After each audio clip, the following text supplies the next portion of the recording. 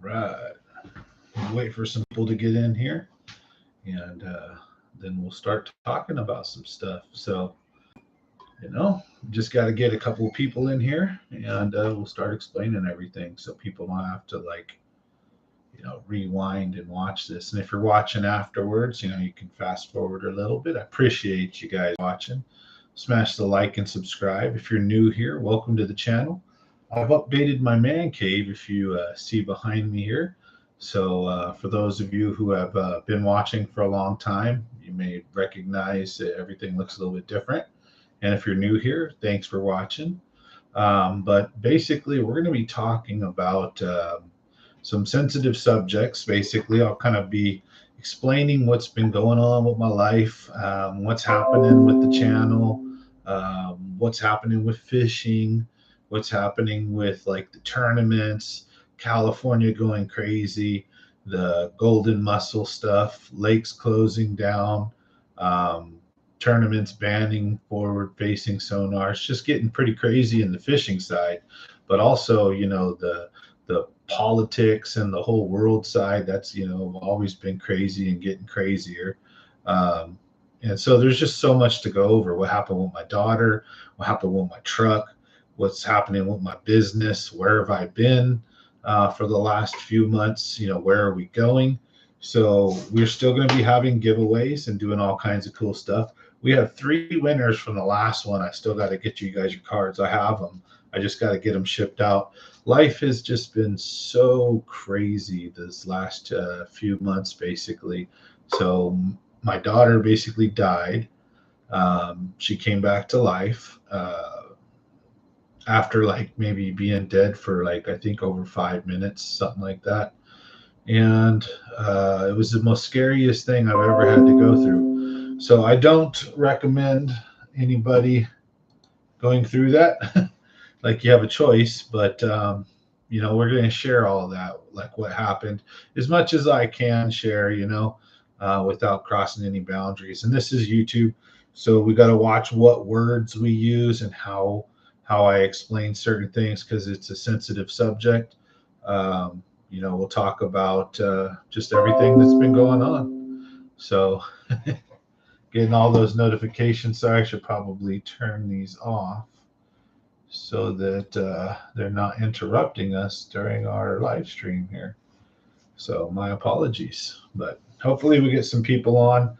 Smash that like, check the channel out, see what's going on. I haven't been on in so long that I'm pretty sure, people are like, people move on pretty quickly, but you know, um, I can't blame them as far as I haven't even been active on the channel much other than uploading some shorts.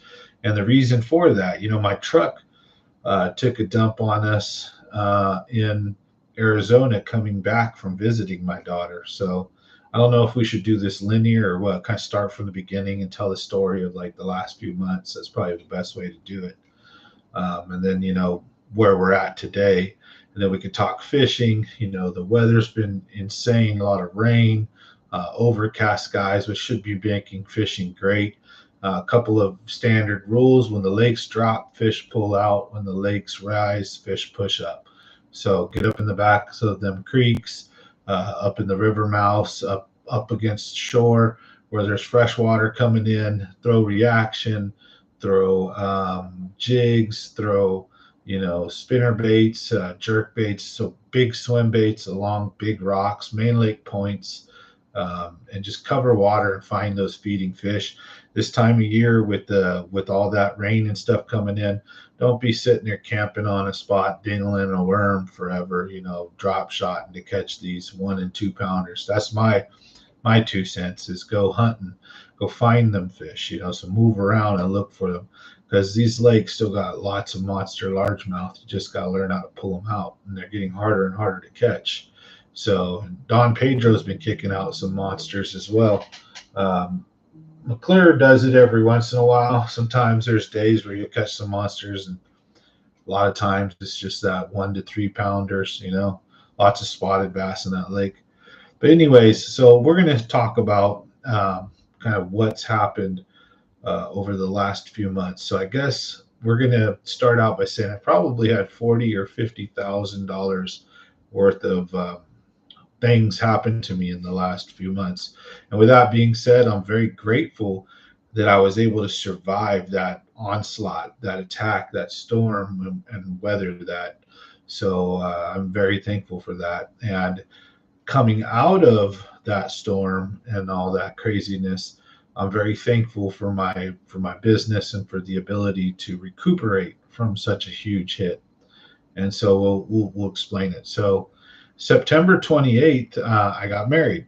So um, there you go, right there. So I got married, Tara Matthews. So newlywed, just excited. Flew my daughter in. Family, spent a ton of money on the wedding, had a great time, and did some fishing, did some tournaments. It was just having fun. And then October 26th, I believe, we did the tournament for Mason. And then I ended up buying like a $1,500 or something like that fishing trip down to down to Florida, and with the Gills and Thrills with Chad Guida. But so that's supposed to happen either this spring or this fall. So I paid for that. Everything going great. I was excited. I just bought this trip. Everything was looking up. Bass fishing, some tournaments, having fun. And I get a call the October 27th at like 4 in the morning, something like that. 4, 3 in the morning, 5 in the morning. I don't remember. That basically my daughter is dead.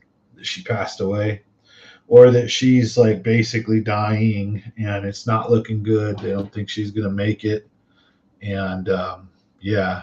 And I got the call from my ex-wife's boyfriend instead of from her, because she was probably scared to break that, or she was probably with my daughter or just emotionally a wreck. So I don't blame it.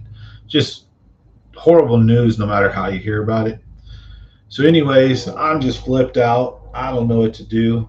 So I jump on a plane. I get a plane ticket like within 20 minutes, 15 minutes. And the plane, left in like an hour or two, plus drive time. So I had some time. So I packed up, hit the airport, and flew out immediately from Fresno, I believe. Landed in Arizona, and then I think from there dropped into Oklahoma, where my ex-wife's boyfriend picked me up, took me to the hospital, where I arrived to find my daughter with basically like dead or in a coma on life support, machines breathing for her, moving her heart, moving her blood. And as a matter of fact, I think at one point, they had her on oxygen machines, giving her oxygen and all that stuff. And they had her on an ECMO machine. So I'll go over all this. So I guess I had arrived right after they put her on the ECMO machine. So what happened is she basically,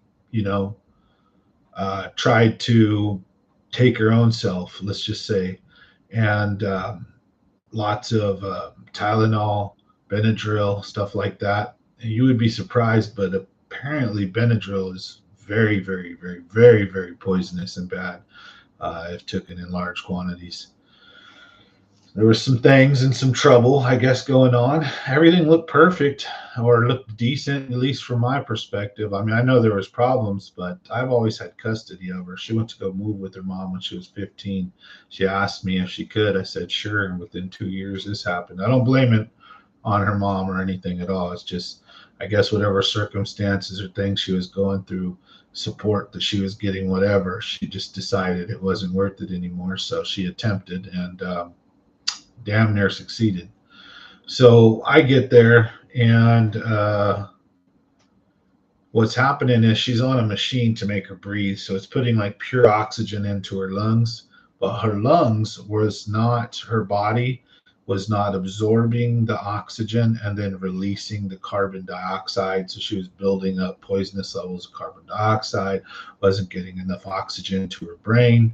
And so they had to put her on a machine called an ECMO machine. And this machine, they put a big old needle in your carotid or whatever it is, the artery in your neck, and then they put one in your thigh in the big artery right there. And it takes the blood out, all the blood out of your body, runs it through this machine that puts oxygen into the blood cells and takes the carbon dioxide out and then pumps it back into your body. So she needed this machine for a little over 3 days to survive. And the whole time we're going through this, basically, the doctors are telling us that she's going to die at any minute, that she's most likely not going to make it, or that she may not make it. And it's just not looking good. So me and the ex-wife took turns sleeping on a little bench, like this big, right there next to her bed. And for 3 days, each one of us taking shifts, we never left her side, always holding her hand, talking in her ear. And yeah, so she was in that like coma state for like 3 days or so. They were constantly checking the tubes for blood clots, warning us she could have a stroke, heart attack, or all kinds of issues.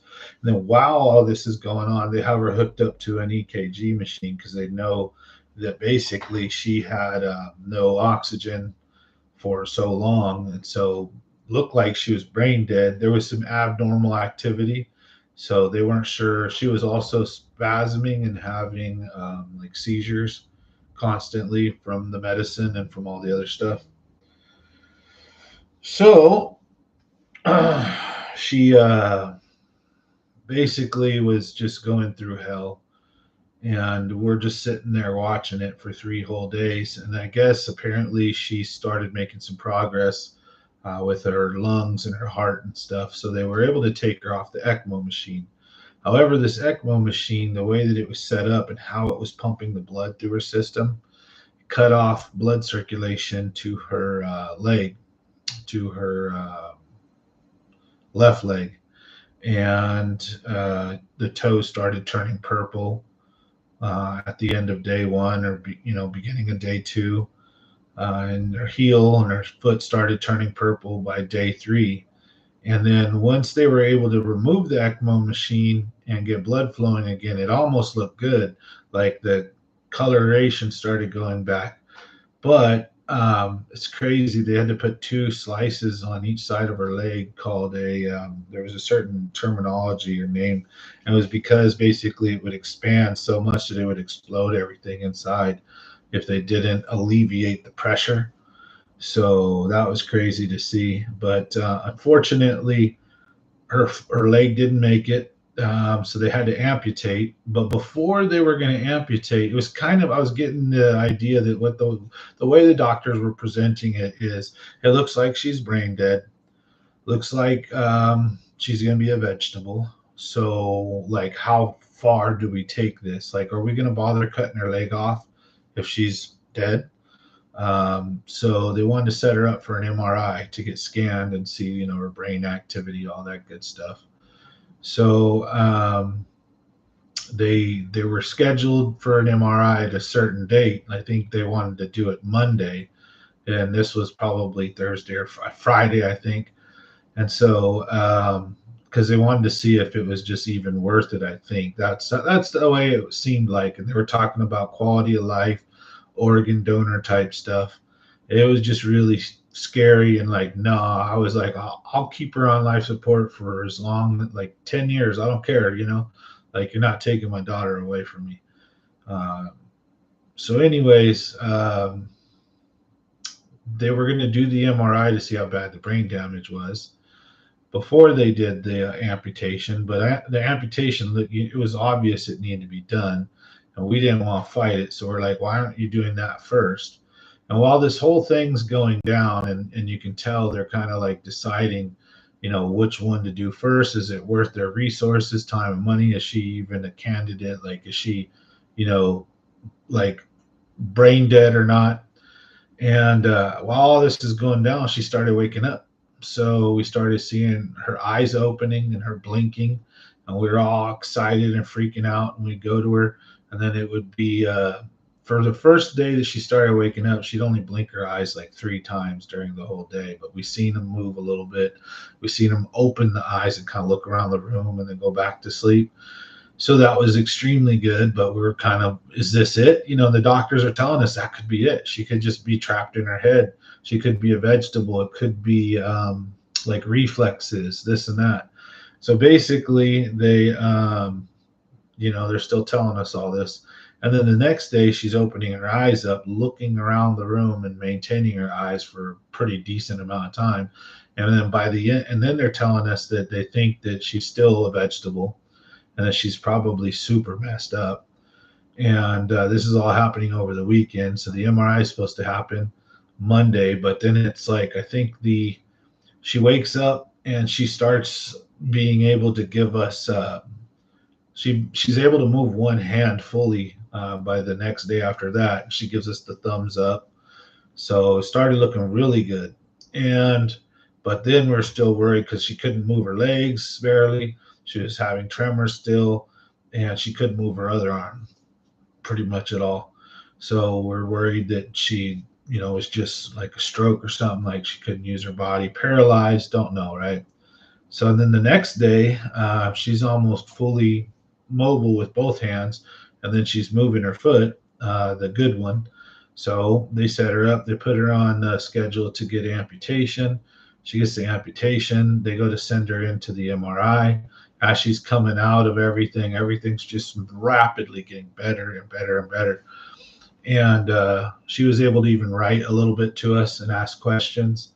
And she had the tube in her throat, obviously. So if you've never seen, excuse me, if you have never seen someone be intubated, like unintubated, I mean, it is the most scariest, unreal, crazy thing you'll ever see, to watch the doctors pull a tube and a bag, a big old bag and a long tube out of your little kid's throat.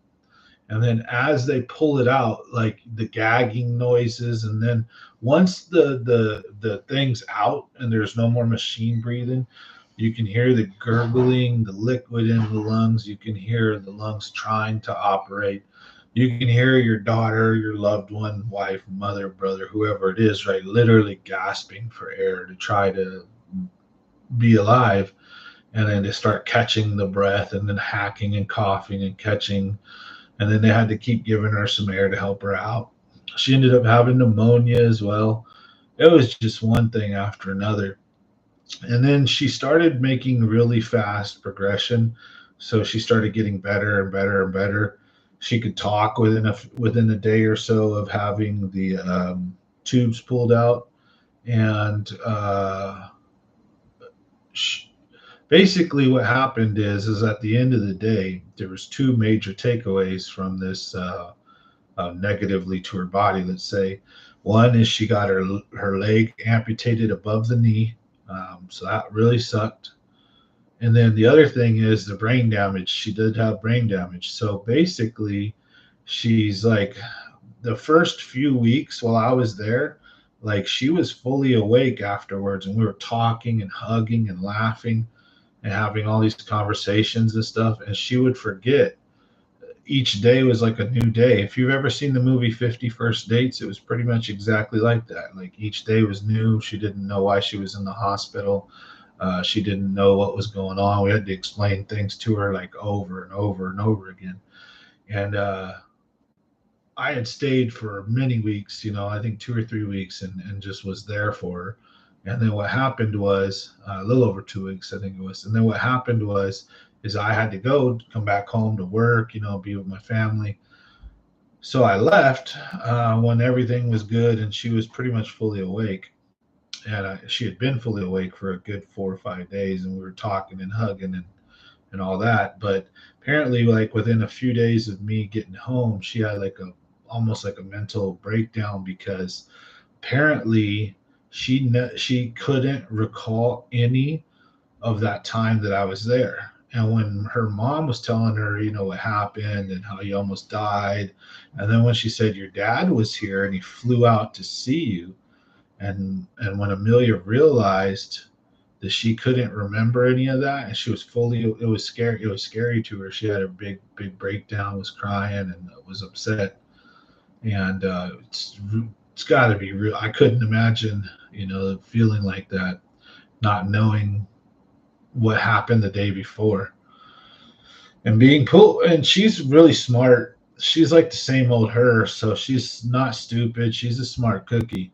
Her short-term memory just got toasted, so she's basically like a giant pothead burnout.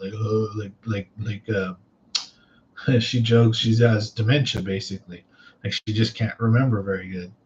So the good news is, though, is she made it through, and her brain damage, or per se, is getting better and better. She's making strides and improvements. She got referred to the Shriners. She went to the Shriner Hospital already and got fitted for a prosthetic leg.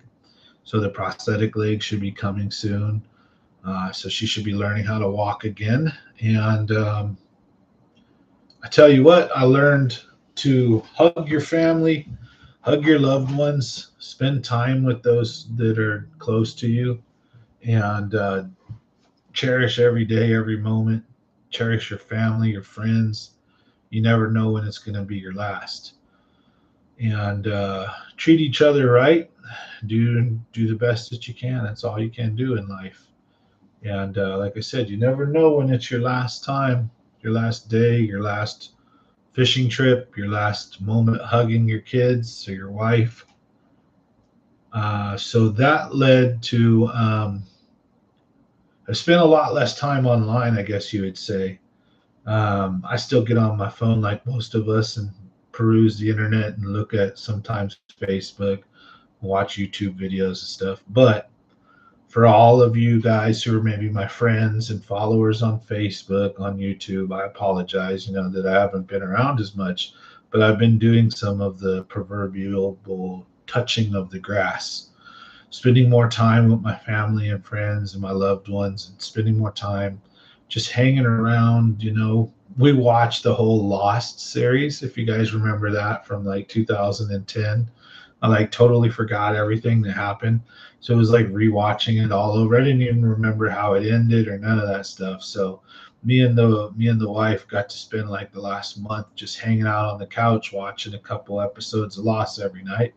And that's gotten us through a month or so, and we've gotten to spend a lot of time together. Me and the kids, play catch, do stuff. Trying to get my kids, to spend more time, but of course they're teenagers, so that's a battle. But and I would love to get out and do some fishing. Now, on to the kind of the story and progression of what's been going on. So after all that stuff with my daughter, flew back, came to California, been putting in some work, been doing air conditioning, heating, and installing this and installing that. And what was it? We said, okay, we're doing okay, all right. So let's go ahead and go visit, for Christmas. And I wanted to go fly out there. I really wanted to take, my son, Jonathan, who's her brother.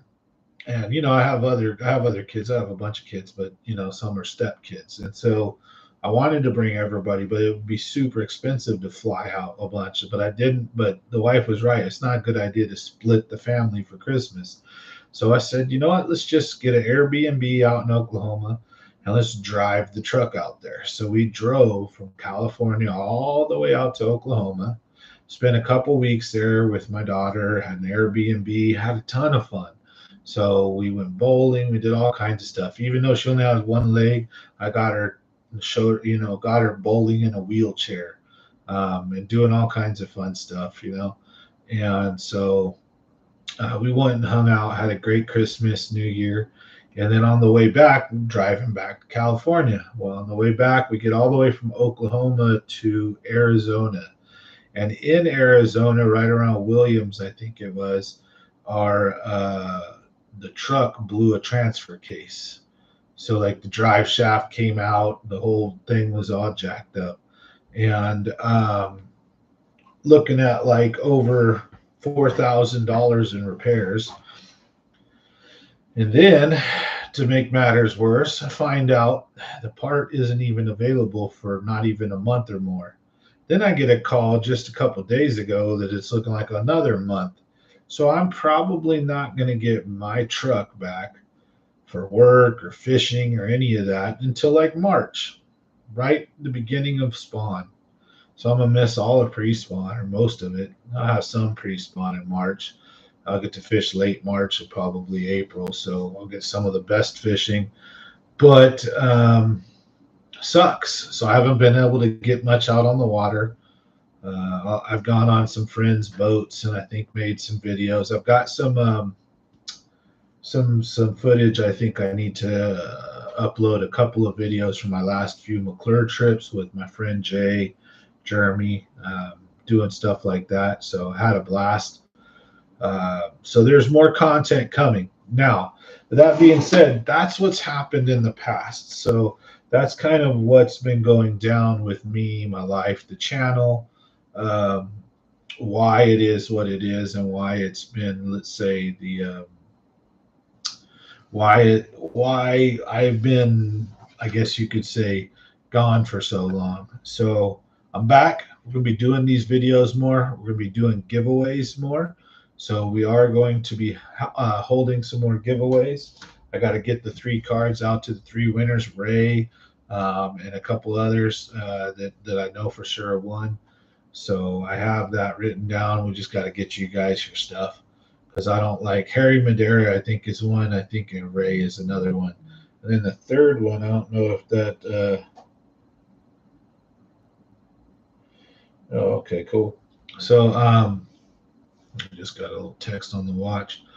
Uh, anyways, so we're going to be doing a lot of great things coming forward. So make sure you guys have your notification bell checked.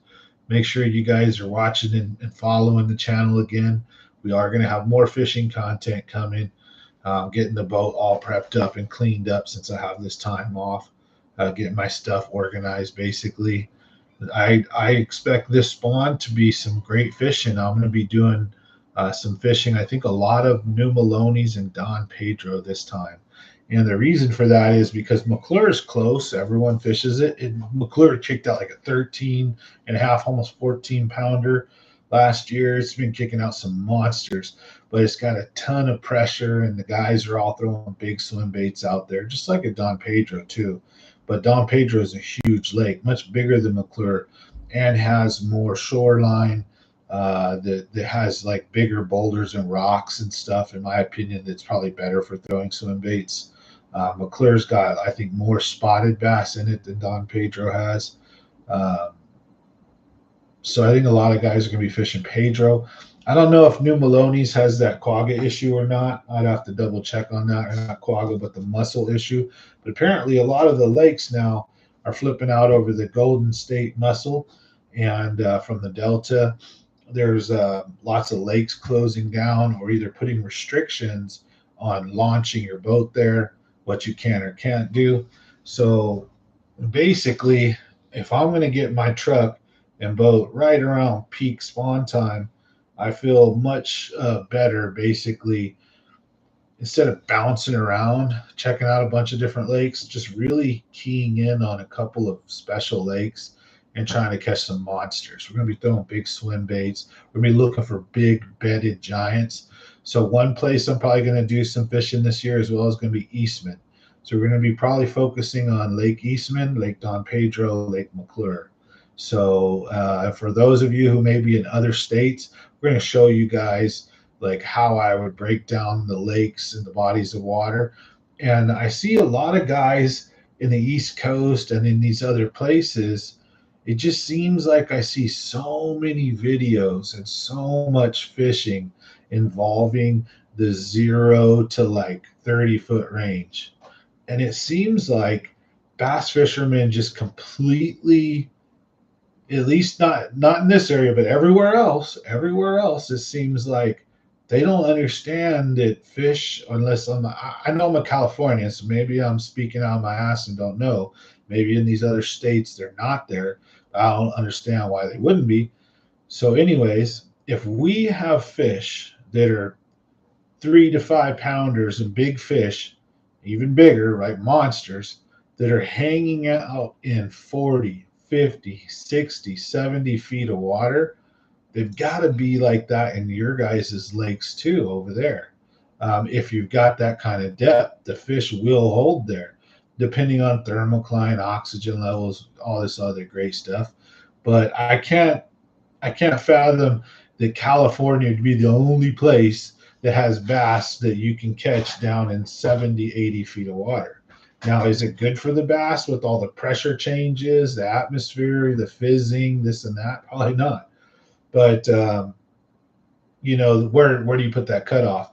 And then they found that even in lakes where, let's say, you're predominantly fishing in 20 feet of water or less, the mortality rate of fish when caught is actually pretty high, even if taken very good of care. Like even like if your like is like how do you say, even if you're like super watchful on how you handle the fish, not letting the fish hit the boat and letting the slime get rubbed off, whether you fizz the fish or not. There was a study done where they really took care of how they treated these bass and found that, and there's been multiple studies. There was a new one that was like 800,000 spent on it. There was a one done a few years back where I think Live to Fish had also did a video on it, talking also when they were talking about where bass go when they're released, and they found they had like almost a 50% mortality rate. And so they liken it to, if you've ever heard the saying, or basically the story of where like mice, lab mice, pet rats, you go to buy one, let's say at the pet store, whether or not you have snakes or you have whatever, or just like when I was a kid, I used to raise rats and mice so I could sell them back to the pet store. And I made 30 to 60 bucks a month doing this. And all I had to do was feed them scrap food, basically, or certain, just stuff that I didn't even have to spend money on. And I just had to use old newspaper. My family get the newspaper, or you get that junk newspaper where you didn't even have to spend money and they just threw it at your driveway anyways. So back in the days, that used to be the thing, right? So we take that and we just shred it up, and that's free bedding. You change it, you keep everything clean. And as a little kid, 10 years old, back in the 80s, you could 80s, early 90s, you could make, like I said, 40, 50, 60 bucks a month raising rats, right? So anyways, long story short is they say that smaller creatures like that and other animals you can give heart attacks to, because you're freaking them out, right? You're scaring the shit out of them. There's a little mouse, big old monster, manhandling it and holding it, and you can be as gentle as you think you are. But there's stories and examples of mice literally just their hearts bursting in their chest because they're so afraid or they're so scared. And so I'm not saying the fish are afraid or scared, but what do you think happens if you're just chilling down there, probably minding your own business, trying to eat something, and you get hooked and you get dragged out the water where you can't breathe? And then, not to mention, the whole time that fish is fighting like for its life, literally trying to escape. So by the time you manage to haul that fish to your boat, if the fish put up a good fight, there's a good chance that just the fight alone could kill the fish, if that makes sense. So if you hook a bass and you get that thing in very quickly and you land it and you get it back in the water, in my opinion, that's probably the best thing you can do for these bass. But if you're hooking a bass and it's running and running and you don't want to lose it and you don't want the hook to pop out or straighten, or you don't want to snap your line, so you're babying this thing and it's done, and then you're fighting it for 4 or 5 minutes, this fish is like literally giving its all. Like, imagine if you just like are unhealthy or not a runner or bicyclist, you're just average Joe, and all of a sudden you had like the devil chasing you, it felt like, and you had to run as fast as you can all around and jumping and running and rolling, and you're trying to escape and your heart's just beating.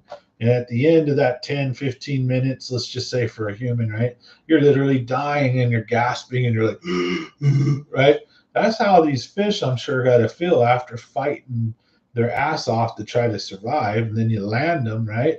And then what is your care? Are they getting on the carpet, slime getting rubbed off? And I'm not the biggest, I'm not going to act like I've been the best fish care guy either. You know, I've killed a few fish in my days, and it sucks. So, uh, with that being said, I'm not advocating for less fishing. I'm just saying that I think we kill a lot more fish than we realize. Tournament fishing has just gotten really big. It's exploded. And I think that's more of a threat to the fish than this stupid golden mussel. But I mean, what do I know? I'm not a fish biologist, right? So there's a lot of changes going on in California recently with that. So I don't know where that's going to go, what that's going to take us. But as soon as I get my truck back, you can sure as heck bet I'm going to be back out on the water. I'll be throwing baits. I'm going to be out there catching fish, having fun. We'll be uploading videos. I'm also going to be doing more of these live streams. But, you know, we don't have too many people on tonight. Thanks for the one person or two that's watching so far. And if you're watching this later, you know, thank you for watching. Leave a comment. Let me know what you think. But, you know, we're going to build this back up. We're going to take our time. I'm not going to be over promising. So we're probably set like one day a week. And we're going to hold a nice live stream every day. Try not to miss it. We'll do our giveaways maybe once a month. And, member stuff, we're going to get back into that. I'm going to be producing some members only content that's just for you guys, that's going to be telling you guys my secret tips and tricks. We're also going to be doing probably some more, I think some more different content that we're going to release to members only, showing like more of the family stuff, the family side, showing like the trips, vacation, fun stuff, going out, you know, all that good stuff. So we're going to try to open the umbrella, so to speak, of the channel. Like, for example, if you guys have ever heard of the Fat Electrician, right? So he does a lot of political stuff and a lot of other stuff now. But he started out just as an electrician channel talking about electrical. And I'm sure most of you guys who watched for a while now know I do heating and air conditioning, right? So we're going to be uploading stuff like that as well. So tutorials, how to change a capacitor, how to change your thermostat. So hopefully that doesn't annoy you guys. So we're going to try to kind of branch out a little bit on this channel, and see, you know, what sticks and what works, as well as the fishing, so that we can just be a channel where you can come to have a good time, have some giveaways, learn some fishing tips and tricks, build a good community of people that are there for each other, with advice and all that kinds of good stuff, or just a place to come hang out and have a good time 1 or 2 days a week.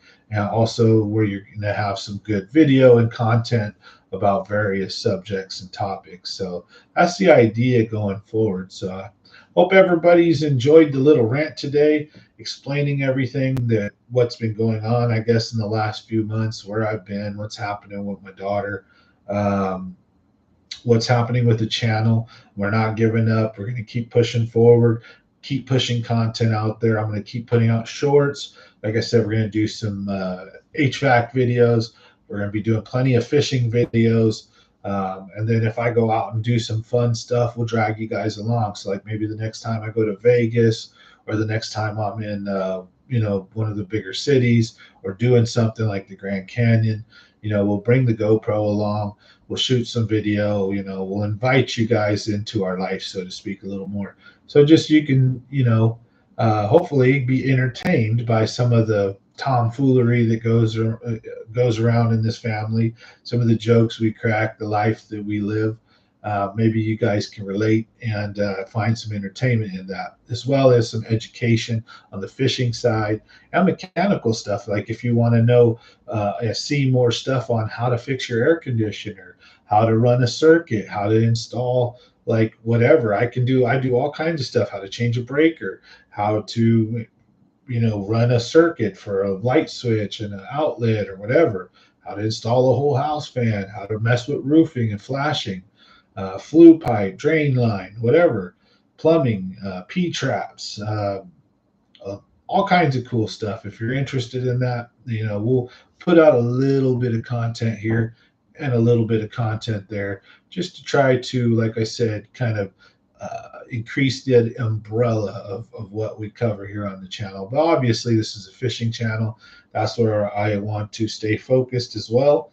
But hopefully, we get your guys' support doing other fun stuff as well. And who knows, maybe we can, if we get enough traction in certain areas and the channel gets big enough, I could then therefore then create another channel like my Common Sense Talks channel, and maybe we can shift those conversations there then, so we can separate the two if it ever does become an issue. If, let's say, we're talking politics and fishing, or we're talking repair stuff and mechanical stuff versus fishing, or if you guys don't mind it all being on the same channel and you're entertained and you like hanging out and learning about this stuff, well then great, we'll see. However it works, it works. Obviously, with with the way things are going, I'm not like making a living off of this. That's why I'm gone so much. I'm out doing my heating and air conditioning business. But this is a fun hobby. I enjoy spending time with you guys and gals. I enjoy opening up, talking, explaining stuff. And, hopefully we're going to have some many, many, many more great times. And also, don't forget, we've got like, I think nearly 700 or more videos on the channel. So, there's so much content if you want to also go check that out. You don't have to just look at the live and the current stuff. I've got a really huge library of awesome content we put out with lots of crazy stuff, some funny stuff, some exciting stuff, sad stuff, stories, adventures, crazy stories on these live streams. I love talking about, sometimes we do like scary stories or true stories, things that have happened. And most of you guys have heard some wild stuff, and it's all true too. This is crazy. I'm not going to make junk up or go look up some stuff and then fabricate this story for you guys. I'll tell you guys real deal stuff that's happened throughout my life. That's literally, I think you could make a movie or a book about.